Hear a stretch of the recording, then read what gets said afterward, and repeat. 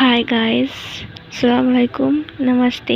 एक new fan fiction start करने वाली हूँ और इस फ़ैन फ़िक्शन का नाम है लव इज़ नेवर डाई। और गाइस, स्टोरी की बात करें तो ये फ़ैन फ़िक्शन वांगशन नहीं है, शांगवान है। तो मुझे पता है कि आपको वांगशन पसंद है, लेकिन इसमें टॉप विंग है और बॉटम लान वांगजी है और इस स्टोरी को भी मैंने ही बनाई है। तो पता नहीं आपको कैसा लगेगा। आई होप कि आपको अच्छा लगेगा, और अगर अच्छा लगे तो प्लीज़ कमेंट करके बताना कि कैसा लगा है। तो चलिए हम शुरू करते हैं।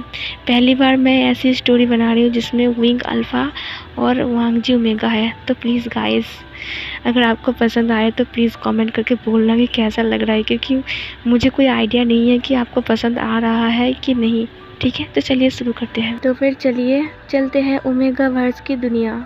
ये फिफ्थ ओमेगा वर्स में है। स्टोरी की शुरुआत होती है हमें जिन कबीले को दिखाते हुए, जिन कबीले में बहुत सारे स्टूडेंट्स पढ़ने आए थे। ओमेगा वर्स की दुनिया में एक नियम है कि सारे कबीले की, मतलब कि सारे मेंशन की प्रिंस और प्रिंसेस जो होते हैं, उन सबको जिन कबीले में आकर शिक्षा लेना पड़ेगा, मतलब कि पढ़ाई करनी पड़ेगी। तो कि सारे के सारे जो प्रिंस होते हैं अपने अपने मेंशन के, वो सारे प्रिंस वहाँ पर पढ़ने आए थे और वो अभी 10 साल के थे। मतलब सारे प्रिंस और प्रिंसेस 10 साल के, 9 साल के ऐसे थे, ठीक है। और वहाँ पे जो कबीले से पढ़ाई करने आया था वो है किंग ही का निये कबीला, किसान का वेन कबीला, लोटसकोप का जियांग कबीला और गुसु का लांग कबीला और बाकी छोटे मोटे कबीले से। यहाँ पर बता दूँ कि लान कबीला और वेन कबीला और जिन कबीला सबसे ऊपर है, वो सबसे रिच माना जाता है और सबसे, मतलब कि ऊंचा दर्जा जिसको दिया जाता है ना, वैसा माना जाता है, ठीक है। और इन सब से ऊपर है हमारा किशन का बेन कबीला, जो कि सारे कबीलों को चलाते हैं, मतलब कि उन्हें आदेश करता है ये करो वो करो ऐसा। उनका आदेश अगर कोई पालन ना करे तो उन्हें सज़ा दिया जाता है। तो समझ लो कि वेन कबीला क्या है, ठीक है। तो सब लोग स्टूडेंट्स वहाँ पे पढ़ने आए थे। तो वहाँ पर लान वांगजी और विंग भी पढ़ने आया था। विंग का भाई जियांग चेंग और उसका दीदी यान ली। और इधर हमारा लान मेंशन से लान वांगजी और उसका भाई पढ़ने आया था। और इधर निये कबीले से नी हुसैन, और उधर किसान से when Ning, when king, when छाव, वे सब पढ़ने आए थे। और हमारा जो कि लैन लिंग का जिन कबीला है, वहाँ पे जिन जिजुआन, मियान ये सब तो है। क्लास के पहले दिन वांगजी अपनी क्लास में चुपचाप जा रहा था। गेट के सामने बहुत ज़्यादा भीड़ था। वांगजी धीरे धीरे अंदर जाने लगता है। तभी धक्का मुक्की की वजह से वांगजी नीचे गिरने ही वाला था। तभी कोई पर्सन आकर उसे पकड़ लेता है ताकि वो नीचे गिर ना जाए। वांगजी अपनी आंखें खोल के देखता है कि वो ब्लैक रोब्स में एक लड़के ने उसे पकड़ लिया है। वो उसे अच्छे से देखने लगा और फिर तभी वो लड़का उसे बोलता है कि हे, तुम ठीक तो हो ना। तभी वांगजी बोलता है कि हाँ ठीक हूँ, थैंक यू सो मच मुझे बचाने के लिए। तभी वो लड़का बोलता है कि कोई बात नहीं, वैसे तुम लान मेंशन से हो ना। तभी वांगजी बोलता है कि हाँ मैं लान कबीले से हूँ। तभी वो लड़का बोलता है कि हाय, मैं जियांग कबीले से हूँ, मेरा नाम विभूषियान है। विभूषियान, तुम्हारा नाम विभूषियान है। और फिर विंग बोलता है कि हाँ तुम मुझे विंग बुला सकते हो, चलो क्लास में चलते हैं, तुम भी जा रहे हो ना क्लास में। फिर वो दोनों बात करते करते क्लास में जा रहे थे। वांगजी सिर्फ विंग को ही देख रहा था। विंग इतना ज़्यादा खूबसूरत दिखता है, मतलब कि विंग बचपन से ही इतना ज़्यादा खूबसूरत दिखता है, तो समझो कि बड़ा होने के बाद वो कितना ज़्यादा हैंडसम दिखेगा। वांगजी विंग को देख रहा था। वांगजी पहली नज़र में ही विंग को देखकर ही उसके प्यार में पागल हो गया था, समझ रहे हो ना। लेकिन विंग इससे बेखबर था। यहाँ विंग का मामला कुछ अलग है। विंग बहुत ब्रिलियंट स्टूडेंट है और उसे पढ़ाई पसंद है। हाँ गाइस, इस स्टोरी में विंग को पढ़ाई पसंद है। टीचर जब क्लासरूम में पढ़ा रहा था तो विंग चुपचाप सुन रहा था और अपनी किताब के अंदर घुसा हुआ था। वांगजी को दिखाया जाता है, वांगजी पढ़ाई में कोई ध्यान नहीं दे रहा था, वो सिर्फ विंग को ही देख रहा था। वो मानो कि वो विंग को ऐसे देख रहा था जैसे कि वो चाहता है कि विंग भी उसे एक झलक देखे। लेकिन विंग वांग जी को बिना ध्यान में रखे ही अपनी पढ़ाई को मतलब कि कंटिन्यू करके रखता है। वो अपनी पढ़ाई पे ध्यान देता है, ना कि वांग जी पर। वांग जी चाहता था कि विंग उसके ऊपर ध्यान दे, लेकिन विंग उसके ऊपर कोई ध्यान नहीं देता है। वांग जी अपने मन में बोलता है कि तुमने मेरे दिल के अंदर उथल पुथल मचा दिया और तुम मुझे एक बार भी नहीं देख रहे हो। तभी तभी अचानक ही विंग वांग जी को देखता है। विंग देखता है कि वांग जी उसे ही देख रहा है, तो फिर वो वांग जी को इशारा करके बोलते हैं कि क्या बात है। तभी वांग जी उसे थोड़ी देर देखकर अपने आइज़ को ब्लिंक करने के बाद अपने मुंह को दूसरी तरफ घुमा लिया था और उसकी जो चिक्स है वो पिंक हो गए थे। विंग उसकी चिक्स को देख पा रहा था और फिर विंग अपने मन में बोलता है कि वांग जी, क्या तुम सच में सीरियस हो।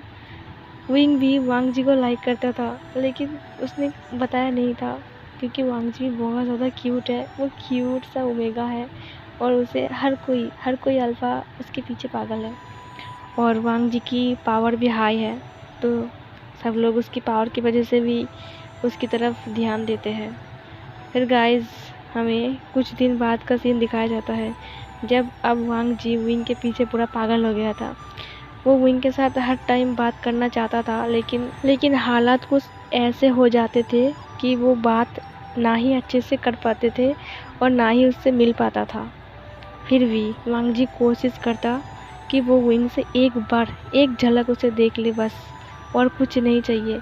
क्लासरूम में देखने के अलावा वो लाइब्रेरी में विंग को ही देखता रहता है। यहाँ तक कि खाने की टाइम भी, जब सब लोग टेबल में बैठ के खाना खाते हैं ना, तभी भी वो विंग को ही देखता है। मतलब कि वो हद से ज़्यादा पागल हो चुका है विंग के पीछे। विंग ये ध्यान में रख चुका था कि वांग जी हर टाइम उसे फॉलो करता है और उससे बात करने की कोशिश करता है और हर टाइम उसे घूरता रहता है। विंग ने भी ये नोटिस किया था। विंग अपने मन में सिर्फ स्माइल करता था क्योंकि उसे पसंद था कि वांग जी उसे देख रहा है, क्योंकि वो भी वांग जी को लाइक करता था। एक दिन क्लासरूम में टीचर पढ़ा रहे थे। वांग जी अपनी मतलब कि नोटबुक में कुछ लिख रहा था। फिर नोटबुक में जब वो लिख रहा था तभी टीचर उसके पास आता है और बोलता है कि लान वांग जी, तुम क्या कर रहे हो? मैं तुम्हें पढ़ा रहा हूँ ना, तुम क्या लिख रहे हो? मैंने अभी तक लिखने के लिए नहीं बोला है। वांग जी ये सुनकर डर जाता है और वो अपनी नोटबुक को हाइड करने लगता है। तभी उसकी नोटबुक का जो फटा हुआ पन्ना था वो टीचर उठा लेता है और उसे देखने लगता है। उसमें लिखा था वांग जी लव विंग। ये देखकर टीचर को बहुत ज़्यादा गुस्सा आ गया था और बोलता है कि वांग जी, ये तुमने क्या लिखा है? इतने छोटे से बच्चे होकर तुम्हें ये सब करने में शर्म नहीं आ रही है? वांग जी बहुत ज़्यादा डर गया था। उसका बड़ा भाई भी उसी क्लासरूम में पढ़ रहा था, इसीलिए वो डर के मारे बोल देता है कि सर ये मुझे विंग ने दिया है, विंग ने। और तभी टीचर विंग की तरफ देखता है। विंग इससे बेखबर। विंग वांग जी को कोई भी पन्ना नहीं दिया है। वो पेज कौन सा है वो विंग जानता भी नहीं है। तभी टीचर उसके पास आते हुए बोलता है कि विंग, क्या तुमने ये किया है? तभी विंग बोलता है कि सर मैंने नहीं किया है, वो झूठ बोल रही है। तभी टीचर बोलता है कि नहीं, वांग जी झूठ नहीं बोलता है, तुमने इसे ये सब दिया है तभी मैं बोलूँ। वांग जी ऐसा नहीं है, वो अलग सा है, वो अलग लड़का है, वो ऐसा बिल्कुल भी नहीं कर सकता। तभी विंग बोलता है कि सर मेरा यकीन कीजिए, मैंने उसे ये सब लिख कर नहीं दिया, वो झूठ बोल रही है। तभी टीचर बोलता है चुप हो जाओ, अपने हाथ बढ़ाओ। और फिर विंग अपना हाथ को आगे बढ़ाता है और टीचर उसे बहुत ज़ोर ज़ोर से 10 बार मारता है और 10 बार मारने के बाद बोलता है कि निकल जाओ मेरी क्लासरूम से और मेरी क्लास को अटेंड करने के बारे में सोचना भी मत। तभी विंग बोलता है कि लेकिन सर मैं तो। तभी टीचर बोलता है कि मैंने कहा ना निकल जाओ, निकल जाओ। और फिर तभी विंग अपने तलवार को उठाते हुए वहाँ से वांग जी को एक बार देखकर क्लासरूम से निकल जाता है। विंग को ऐसे क्लासरूम से बाहर निकलते हुए देखकर वांग जी को बहुत ज़्यादा बुरा लग रहा था, क्योंकि उसकी वजह से ही विंग को क्लासरूम से निकाल दिया गया। उसने झूठ बोला इसीलिए। फिर गाइस सीन चेंज हो जाता है। हमें पढ़ाई होने के बाद का सीन दिखाया जाता है, जबकि क्लास ख़त्म हो गई थी और वांग जी जल्दी से क्लासरूम से निकल रहा था और उसकी भाई तभी उसको पकड़ के बोलता है कि वांग जी सच बताओ, क्या विंग ने तुम्हें वो पन्ना दिया था, वो पेज जिसमें लिखा हुआ था वो बात? तभी वांग जी चुप रहता है। फिर लैन सेचेन बोलता है कि देखो वांग जी, किसी के बारे में ऐसा झूठ बोलना अच्छी बात नहीं होती है। तभी वांग जी बोलता है कि वो दरअसल मैंने तभी लैन सेचेन बोलता है कि मुझे पता है कि तुम विंग को लाइक करते हो, लेकिन ये तो ठीक नहीं है ना कि तुम उसे झूठी बात में फंसा दो। तुम्हें पता है टीचर ने उसे कितने गलत समझा। वांग जी बोलता है कि भैया, मैं अभी जाके उससे माफ़ी मांगूंगा, मैं उसे सॉरी बोलूँगा। और फिर उसकी भाई हंसते हुए उसके बालों को सहलाते हुए बोलता है कि ठीक है, तुम उसे सॉरी बोल देना, और तुम दोनों दोस्त हो, और इतनी छोटी सी उम्र में तुम्हें ये सब नहीं सोचनी चाहिए। और फिर वांग जी अपने सिर को हाँ में हिलाते हुए वहाँ से जाने लगा।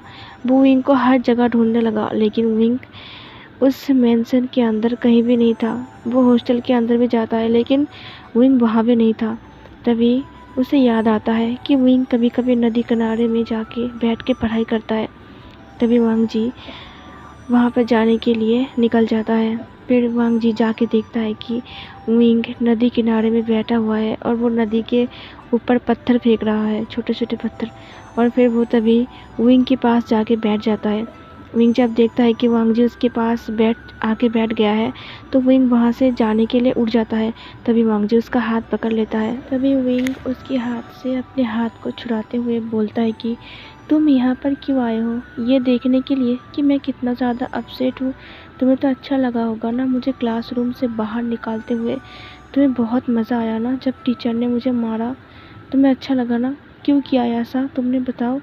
और तभी वांग जी बोलता है कि विंग, वो मैंने जानबूझ के नहीं किया। दरअसल मैं तुम्हें सच में लाइक करती हूँ, और मैंने तुम्हारा नाम और मेरा नाम लिखा था, लेकिन टीचर ने उसे देख लिया। वो अंकल को कुछ बता देगा तो अंकल मुझे डांटेंगे, सज़ा देंगे, इसीलिए डर के मारे मैंने तुम्हारा नाम बोल दिया। मुझे माफ़ कर दो विंग, मुझे पता है कि मैंने बहुत बड़ा गलती कर दी है, लेकिन मैंने जानबूझ के ये नहीं किया, मैं डर के मारे किया। तभी विंग बोलता है कि ठीक है, कोई बात नहीं, और फिर वो विंग वहाँ से जाने लगता है। तभी वांग जी विंग को पीछे से हग कर लेता है और बहुत ज़्यादा रोने लगता है। विंग जब देखता है कि वांग जी रो रहा है, तो वो वांग जी को ऐसे रोते हुए देखकर बोलता है कि अब तुम क्यों रो रहे हो? ठीक है, चलो मैंने तुम्हें माफ़ कर दिया, अब चुप हो जाओ और छोड़ो मुझे। और तभी वांग जी बोलता है कि नहीं, मैं नहीं छोड़ूंगी। और फिर तभी विंग बोलता है कि तुम पागल हो क्या? कोई देख लेगा, छोड़ो, और सब उल्टा पुल्टा सोचेंगे, वैसे भी तुम्हारे वजह से सब लोग मुझे उल्टा पुल्टा सोच रहे हैं। तभी वांग जी बोलता है कि सोचने दो, वो सही सोच रहे हैं। तभी विंग उसे छुड़ाते हुए बोलता है कि मतलब क्या है? तभी वांग जी अपने घुटने टेक कर बैठ जाता है और बोलता है कि तुम मुझे जो जो सज़ा देना है दो, लेकिन मुझे ऐसे इग्नोर करके मत जाओ। और तभी विंग बोलता है कि और वो क्यों? तभी लान वांग जी बोलता है कि मैं तुमसे प्यार करता हूँ, और पहले दिन से ही करता हूँ, इसीलिए मैं तुम्हारे इग्नोर को सहन नहीं कर सकती। प्लीज़ मुझे इग्नोर मत करो, तुम जो बोलोगे मैं वही करूँगा। इसे सुनकर विंग स्माइल करते हुए बोलता है कि लेकिन मैं तुमसे बहुत ज़्यादा गुस्सा हूँ। और फिर वांग जी उसकी तरफ देखने लगा। विंग बहुत ज़्यादा गुस्सा था, और उसने अपना फेस को दूसरी तरफ घुमा लिया था और बोरा स्माइल कर रहा था। उसे अच्छा लगा कि वांग जी ने उसकी फीलिंग को उसके साथ शेयर कर दिया। फिर तभी वांग जी रोने लगा और रोते हुए बोलता है कि लेकिन मैं तुमसे सच में प्यार करता हूँ। और तभी वांग जी को ऐसे रोते हुए देखकर विंग उसे हग कर लेता है और बोलता है कि ठीक है, अब चुप हो जाओ, मैं भी तुमसे बहुत प्यार करता हूँ, लेकिन तुमने जो किया है तुम्हें उसकी सज़ा ज़रूर मिलेगी।